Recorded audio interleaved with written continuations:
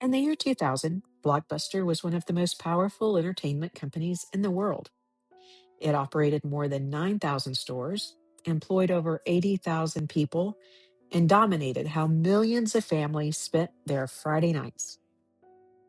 That same year, a small and struggling company called Netflix approached Blockbuster with an offer.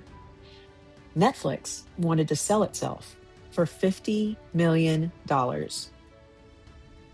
Blockbuster declined. 10 years later, Blockbuster was bankrupt and an entire industry had disappeared. So, how did one reasonable decision destroy a company that once seemed impossible to replace? Behind that decision weren't careless executives or obvious mistakes.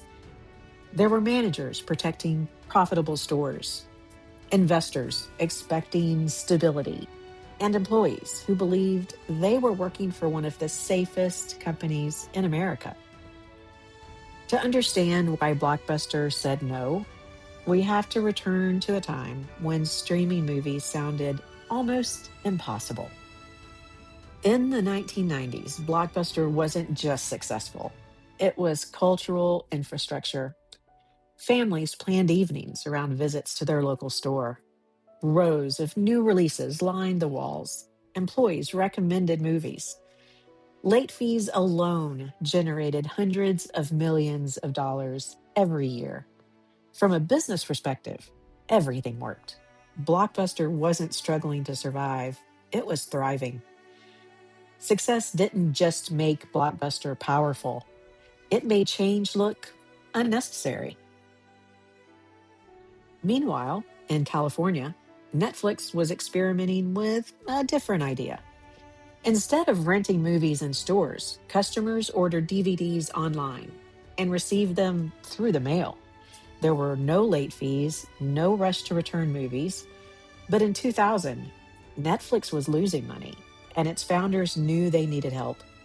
So they approached Blockbuster with a proposal. From Blockbuster's perspective, the offer didn't look revolutionary. Internet speeds were slow, streaming technology barely existed, and most customers still preferred physical stores. Investing millions into a uncertain online future meant risking a business model that already generated billions. Saying no wasn't arrogance, it was risk management. Over the next few years, technology quietly changed.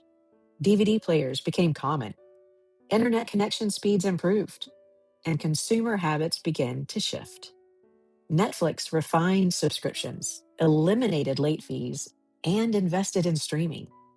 Adapting meant dismantling Blockbuster's own success. Every step towards the future threatened the system, keeping the company alive. Across the country, store managers began seeing fewer customers. Locations once busy late into the night grew quieter. Franchise owners faced declining revenue. Employees watched stores close one by one. By 2010, Blockbuster filed for bankruptcy. Tens of thousands of jobs disappeared, and a shared cultural ritual quietly faded away. Blockbuster didn't fail because its leaders ignored innovation. They understood change was coming. But success had created incentives to delay transformation. The decision that killed Blockbuster wasn't obviously wrong at the time, it was reasonable.